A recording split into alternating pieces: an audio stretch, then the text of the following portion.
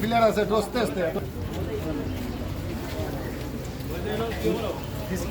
যেহেতু এটা মাসলা ওই বেগানা কোনো মহিলা দেখতে পারবেন না। মুহরিমাত মহিলা যারা আছেন 14 প্রকার মহিলা, এই 14 প্রকার মহিলা যাদের সাথে বিবাহ হারাম, ওই সমস্ত মহিলা ব্যতীত আর কোন মহিলা দেখতে পারবেন।